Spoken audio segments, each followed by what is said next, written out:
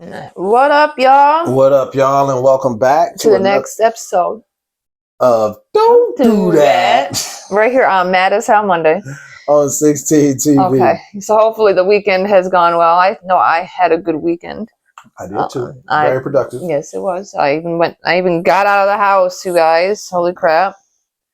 Shout out to Bree. Thank you very much for having me come to the baby showers. Thank you. So, well, I will say this, even though we all know, okay, each side, whether or not you can pick a side of Democrat or Republican at this time, you know, they all have done some sort of gerrymandering. Okay, somehow to be able to affect their seats in the House, whether or not it's Democrat or Republican. We get that, okay? But for how they are doing Jasmine Crockett is ridiculous, considering the fact that this administration that we have now is under, I would say, white supremacy at the end of the day. And if you support this when it comes to the gerrymandering of Jasmine Crockett, which is also going to silence thousands of voters in that area, because again, she frightens them, scares them. Yeah, I think that Donnie is a little. He's definitely scared, and anybody else in his little I see him minions being intimidated by Jasmine Crockett. Oh yeah, she's very she's a powerful speaker and whatnot. And again, I'm not saying that neither side, Democrat or Republican, it doesn't matter that both sides have done that. We know this. But again, the main issue with this situation is the fact that it's under like a white supremacy nation right now when it comes to Trump and them. That's what everybody's the issue. General synopsis. That's the issue of MAGA is you know, I go back to the Bryan Cranston interview when he put it the most eloquently it has pretty much ever been put, is when he explained how Make America Great Again could be construed as a racist statement, because, and I've said many times on this show, for people of color, America has never been great. So how in the hell are you going to make it great again? So quickly, spider leg or a tarantula leg, or however you may want to put it. Donkey butter. Ooh. That is what it is called. House of Dank. House of excuse me, I need my little ball. Oh yeah, gotta have a ball. Yeah. And you got it upside down. Well, House of Dank. That is my spot. As you know, I just did part 1 of the action figure collection, full collection. Part 1 of probably 4 or 5 of the action figure collection. You know, so I moved things around. So now I had gotten off of this. This is Sherelle B. McNair. Okay, Black Enterprise is where I had gotten this.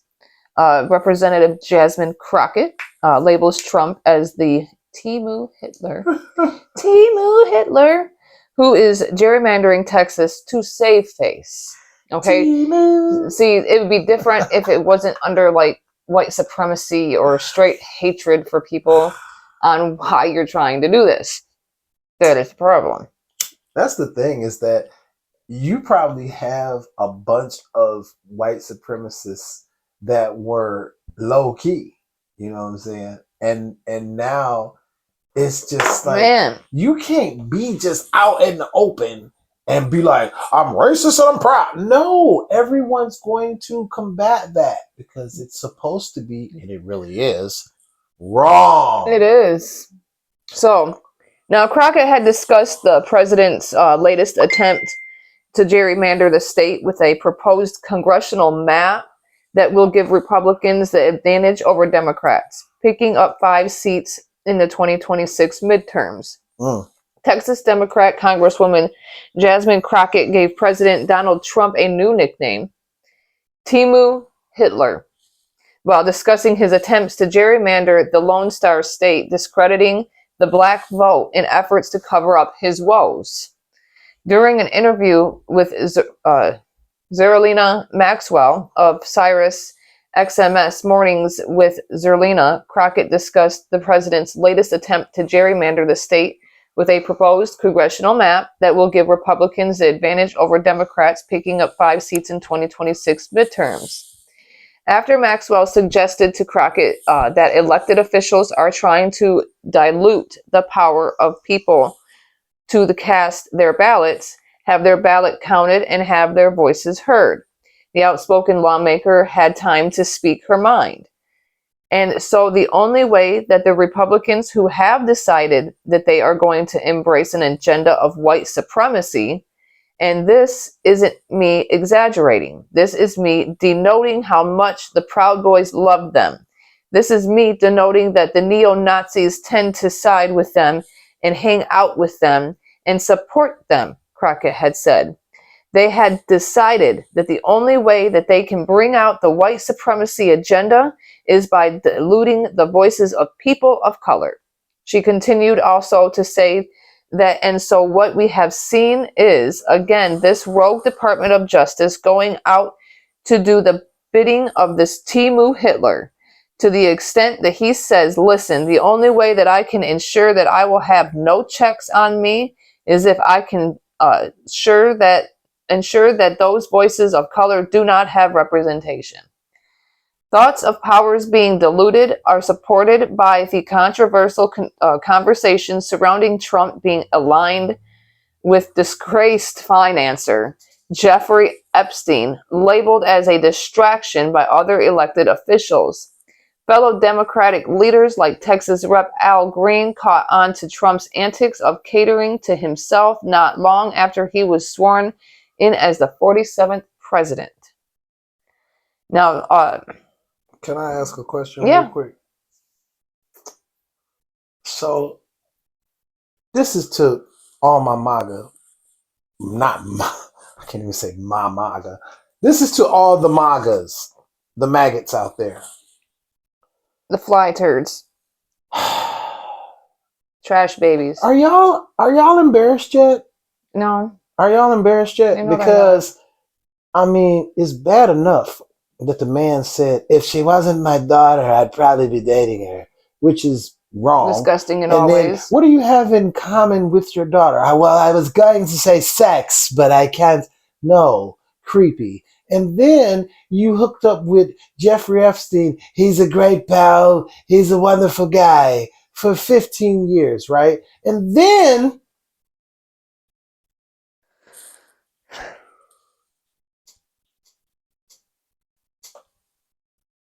Lawrence Taylor,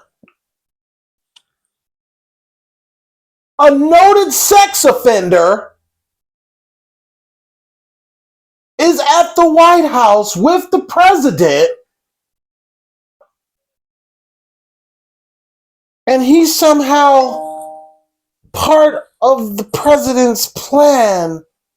Oh, well, he's a little shy, but once you get him going, it's kind of hard to stop. And then he brings in Lawrence Taylor. Are you just collecting pedos? Yeah, right? That's what he's doing. Are y'all embarrassed yet? Because I know damn well I'd be embarrassed. Mm-hmm. Embarrassed as hell.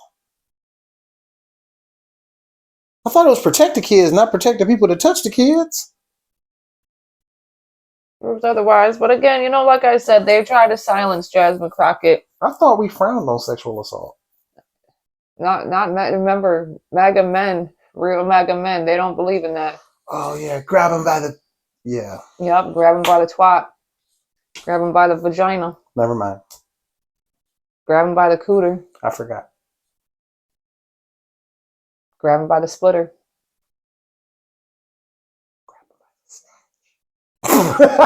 Snapper. Grab her by the snapper. Woo! All right, so... Mm-hmm. So on Mad as Hell Monday, another thing we got to talk about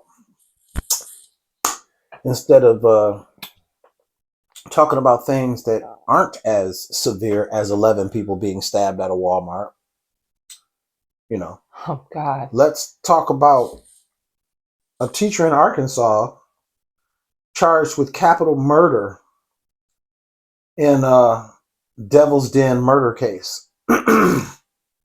Now, 28-year-old, hold on, 28-year-old Andrew James McGann was arrested while getting a haircut after he had stabbed to death couple Clinton and Clinton and Cristen Brink.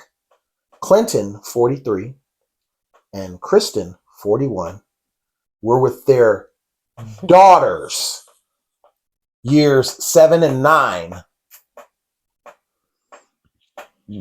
when this man attacked them in front of their children. And the children were, you know, directed, screamed, shouted to run to safety. Basically to the Alp Center or whatnot. It's on a hiking trail. So I guess, you know, this is a very popular spot where you go, you know, Devil's Den Park is somewhere, that you go to, you know, do your hiking and whatnot. And from what we know, the only two witnesses to this crime are the two little girls. And fully know what happened. Whether or not this was planned or preventable. This was random. But here's the thing. It could have been so preventable. He was a teacher who had been in trouble before for inappropriate behavior touching with students. And instead of them flagging this man, they didn't want to, or the theory is that they didn't want to deal with any legal problems or deal with any bad publicity. So they just let this man They would rather allow another child to be injured and to be hurt or anything like that. They would rather save face. So they just let this child go. That brings me back to my man who stabbed the 11 people at the Walmart, getting a $100,000 bond. Right. 10% cash surety. Right. Which means he would probably, if they can afford it, he will get out of jail before his victims get out of the hospital. Which I doubt that he's going to even be able to. I don't think the family is even going to try and help get him out of prison, out of jail.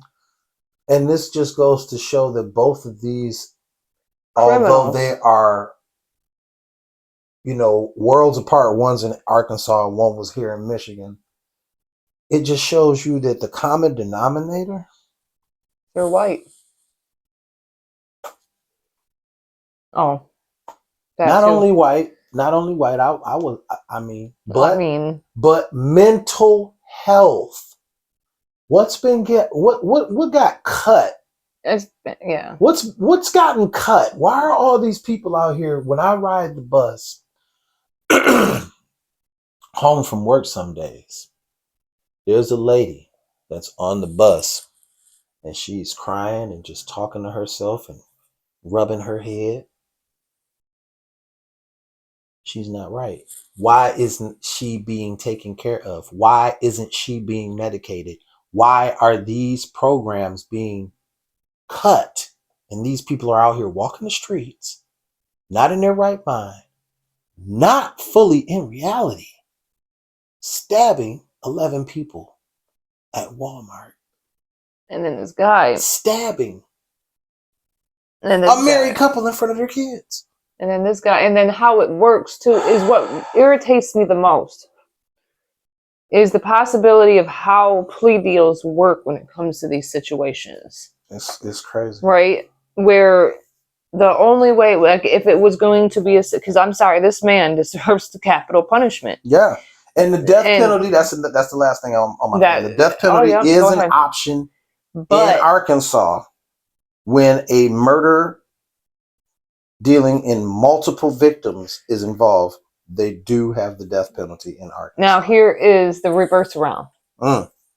All right, now, from the understanding of what I've gotten whenever we were following up on this story, is that the death penalty can be taken off during a plea deal because one of the main things prosecutors...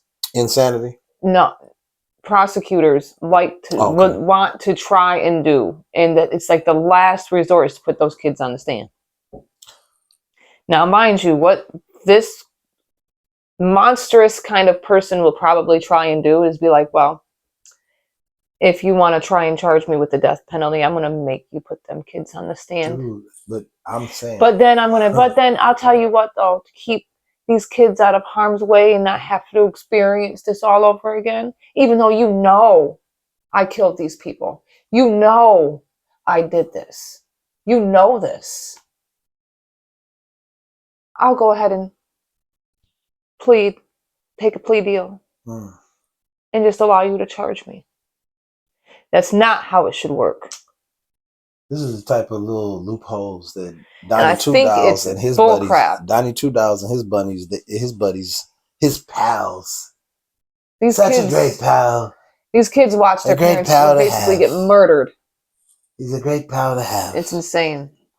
But it's sad. It's sick. It's really messed up. It's really messed up. But I just want to say this one little part before I light back up, because I know that she's going to do how we usually end off the show. So I want to give y'all a little final thought message, even though it's not the final thought of the show. Kind of like a little Jerry Springer thing that I came up with this morning. Me.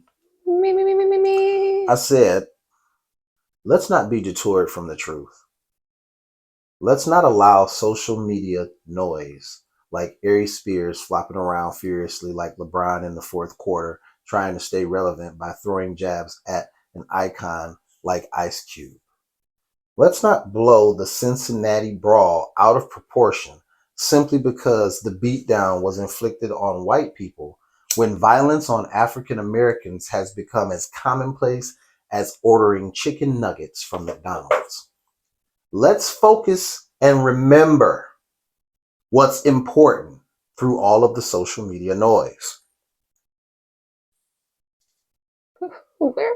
We want the files, Donald. Bro, where's the list? We want the truth. Yeah, we want truth. Those who were involved punished. Yeah, we don't care who it is. We don't care who did it. If they were touching on young girls, they need to all be punished to the full extent of our laws. Yeah, absolutely. I don't care who. It could be my favorite actor or actress in the world. Until next time, take care of each other, yourself and each other. Jesus Christ. All right, here. Two Dolls. Donnie Two Dolls. All right. The year is 2019. The gentleman's name is George Robinson.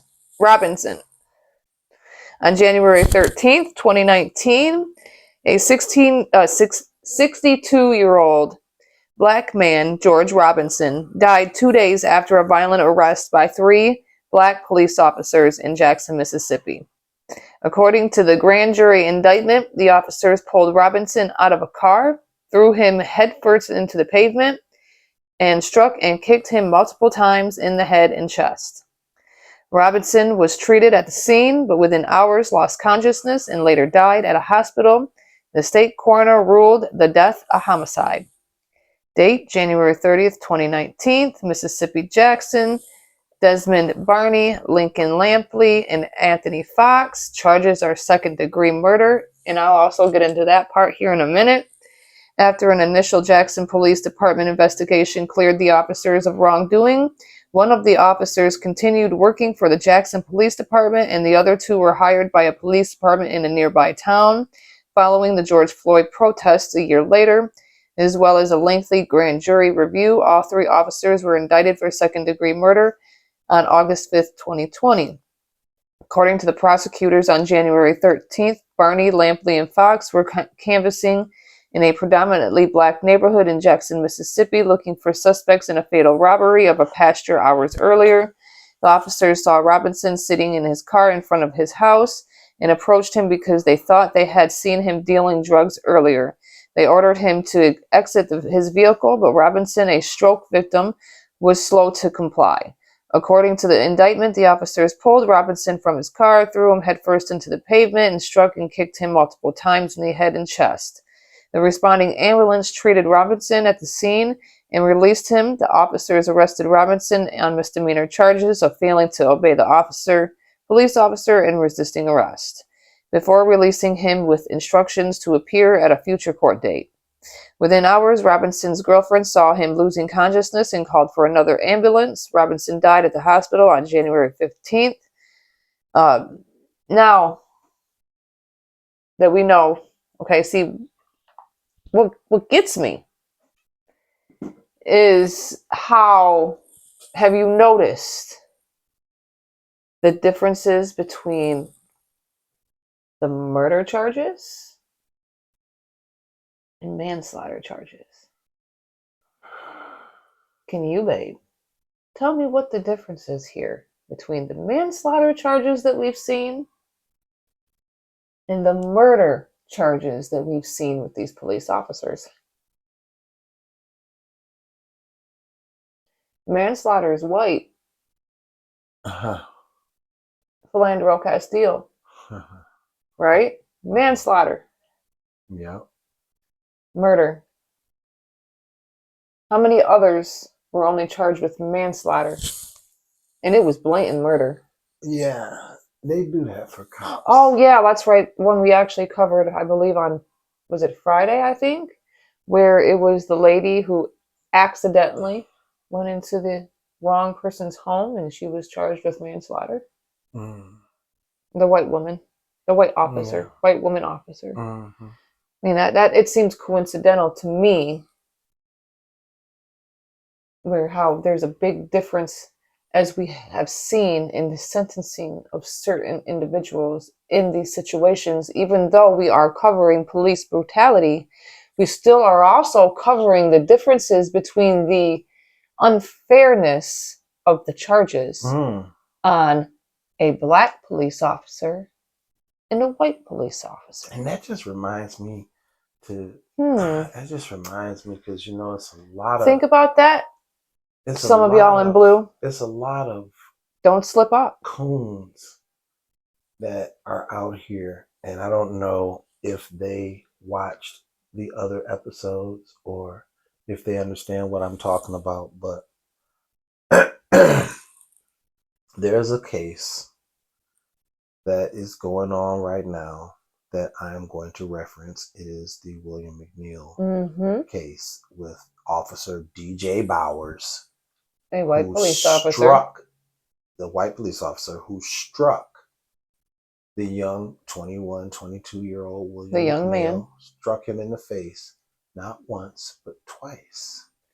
Definitely sucker punch. On the traffic stop, which in a traffic stop, it says that if you ask for a supervisor during a traffic stop, they are to provide a supervisor, because it is your constitutional right to ask for one.